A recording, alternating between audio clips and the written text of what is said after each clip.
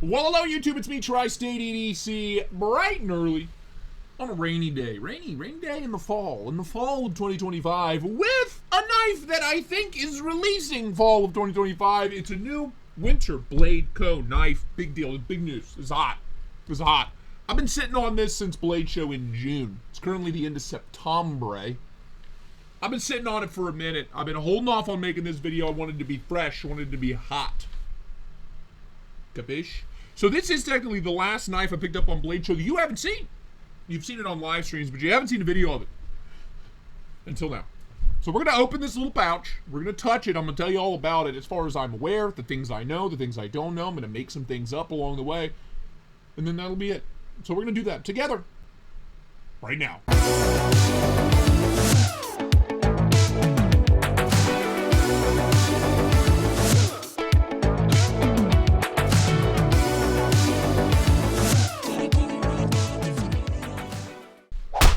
Right, Winterblade! Dude, Brian, the wizard, the great wizard Brian Winter has created yet another new kniffy. And this is the X folder. The X folder, I believe, extra goodies in here. One extra screw. Oh, it also... Okay, we'll get to it. We'll get to it. Cleaning cloth, all that good stuff. All right. I don't know what I did with the little nubbin, but I don't have it, so what are you going to do? Okay, anyway, sorry. I'm remembering some things that I have forgotten. This is the X folder, the new X folder from Brian Winter, Winterblade Co. Full titanium build, two-piece construction. Well, there's more to it than that. There's a lot to it, actually. Titanium pocket clip. We have this little guy back here that I'll explain. This little textured pyramid of power back here. You have the blade in Magna Cut. Best Tech OEM on this. That little micro milled piece, that's not what you think it is. But it is an knife. It very much looks like an winter knife. There's no doubt about that. And it's not huge. Size comparison. Let's get the old boys out. Let's get the usual fare out here. PN2, pair 3. There you go. It's about pair 3 size. So again, not massive. Not huge. It's a good size for me, though. It's a great size for me. So there you go. Well, let's pop it open, and I'll tell you more about it. It's pretty thick right off the rip. Where's the ruler? It's got some girth to it. About half an inch. Half an inch. That's standard in the knife world. You know what I mean? Let's pop it open. The way you pop this open is this little guy back here, but you don't use it. I mean, you can use it as a flipper tab, but you use your thumb to pop it open. And you're probably confused right now, and that's okay. We'll get there. We'll walk you through it. But we have this beautiful drop point style blade, full flat ground, really nice and thin, really thin blade stock, like really thin behind the edge. And that is just a crispy profile. That is tasty. We have the nice cutaways here, nice big chamfers. Pocket clip is reversible, by the way. Don't know if I let you know. It is a fully ambidextrous knife. Just a little FYI there. But there are magnets. There are always magnets, but there's this middle bit here. There's this little middle bit. That's how you open it, and that's also the locking mechanism. So let's get through the size comparison, and I'll tell you more about it. So there you go. Like I said, beautiful profile. I really do like the way this knife looks a lot. PM2, pair 3. There you go. There you go. Again, well, opened up just a hair shorter than a pair 3. So let's get the ruler out here. Let's make this official. 3 1/4 inch long blade, 7 1/4 overall. So decent size, not quite pair 3 size opened up, but still a great size for me personally. We'll get some other knives in the mix. Rockwall big, Rockwall small. Yeah, just a hair longer than the OG Rockwall. So again, not a huge knife, not a massive boy, but anywho, let's talk ergos. Ergos in hand, yeah, fills the hand really nicely. Easy 4-finger grip for me. We have this really nice textured landing spot right here, and because of the way this lock works, you have this little open up, open sesame. Oh, hold on. It's hard to. You have this little bar in here. See that little, come on, baby. See that little bar right there at the end of my finger? And that goes into this notch on the blade. Boom. And that's what locks the blade in place.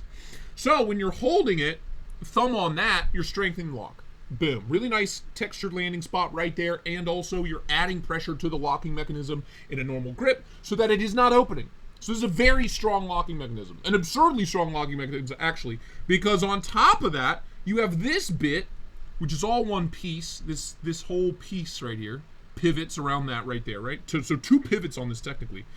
And that, you're squeezing on that while pushing down on this. That blade's not going anywhere. There is zero play. None. None. Absolutely rock solid. So even if you're not putting your thumb here, as long as you're holding the knife, period, you are adding pressure to the locking mechanism. It's not coming undone. So very, very cool design. Thumb right here. That feels really nice. You could choke up, get underneath the pivot. That feels good. Thumb out on the blade. And we have that beautiful integrated finger control right there. Loving that. Boom. Right here. Thumb way out at the end of the blade. Excellent. Home sweet home. Detail work. A little extra pressure. A little extra control. All very comfy. Some, some hotter edges. I'm not going to say hot. Warm edges. We're going to call them warm. Warm edges around the pocket clip area here. But the ergonomic lines and everything's so nice in the hand. I really don't mind at all. It's not like uncomfortable. It's just noticeable. Just letting you know. But all in all, it is excellent. By the way, pinch grips and all that. Probably the least secure to lock up, as far as lockup goes, but it's still really solid. I'm not worried about it closing on myself because of the magnets. The power of magnetism. That's excellent. Love the pinch grip all day, 100% of the day, no issues. By the way, murder grip, brother, that is a very pokey, stabby blade. It is a great blade for poking and stabbing, if you ask me. I do that a lot, you know what I mean? I've been known to poke. I've been known to stab a time or two in my life. What do you think I am? What do you think I am? A guy that doesn't do that? Anyway, all the way around, very comfortable, ergonomically sound design, and delightful. Just a delight to look at. Now let's break down how this whole thing works. So when I got it, there was like a little thumb stud. See that big empty hole right there? It does come with a screw to fill that. But it came with like a thread-in thumb stud. I removed it because I found the knife a lot easier to actuate without it. So the way you open and close this is with this little black bit right here. And you just use your thumb to push up on that, and that opens that up, and that allows the blade to free swing. And it is really nice. On bearings, buttery smooth, absolute freaking zero resistance. It's delightful. So then you let it close. It kind of sinks in to this middle bit here with the nice texturing on it and the hooks and all that, and then you close it. And there you go. And when it's in here, because of the magnets, there is like a nice detent feel to it. If you can see. Come on, biatch. Come on, biatch. If you can see down in there, see that right there? That's one of the magnets. It's hard to see from the other side. There you go. See those two magnets right at the end of my finger? Couple of magnets in there. So it's both holding this in place, causing the detent for this guy, and the detent for the blade itself. When you're actuating, you're going to look at this and be like, oh, flick and hole. You know, the problem here is you can't. You get rejected. You're going to get rejected. If you try to use flick and hole, it's going to reject you. I saw a couple people at Blade Show that were able to kind of like get it, yeah, like that, you know, but it takes some work. It really does. The way to actuate this is closed. You take your thumb, you take your thumb. I'm better at it lefty. You take your thumb, you push up on that. This whole construction kicks the blade up and out, blade swings, and you close this. That's the actuation method. It takes some getting used to. It's really hard to do on camera, I'm realizing. You know?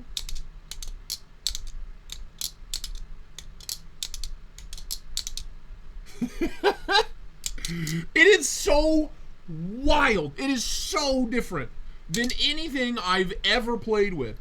And I don't know, maybe future me can like slow motion this or something. So you can see what's happening.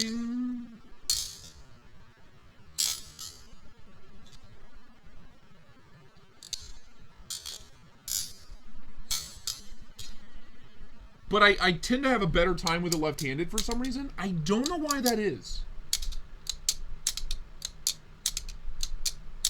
I really don't know. I don't know why. I don't struggle with it righty, but it just feels less natural to me for some reason. And I don't know what the science is behind that. I don't know what the psychology is behind that. But pop it open, and then to close it, same thing. Blade closes, absolute guillotine, buttery smooth. And it is so much fun. It really is. It is so addicting. For like 3 months straight, this sat on my desk. Because I wanted to be like okay at it. I wanted to be good at it before I filmed this video. So I could like explain to you like the best ways to go about it. You know. And the best way to go about it for me is remove the stud completely and do it left-handed. That's been the best move for me. Left-handed with the right-handed clip though is the play. It's been the play for me. But I've gotten pretty good at it right-handed as well. Angle, you kind of want it angled upwards when you do it. If you try to do it this way, you see what I mean? Try to do it like level, parallel with the ground, it doesn't really work. But if you do it upright, it kind of works every time. 45 degree to a 90 degree, it works every time. You could also do it upside down, I suppose. No, it kind of bounces. I'm telling you, the play is 45 degree, kind of leaning towards the back spine, so when the blade kicks open, it doesn't bounce. Because this blade is so free-flowing that it wants to bounce when it gets open. And if you don't close it quick enough, you're going to miss it, and then you're going to get stuck here. And then you're closed again. So what's happening, if you're wondering what's happening, see these two little blade stops, these little black blade stops right here? This guy and this guy. What's happening is, hold on.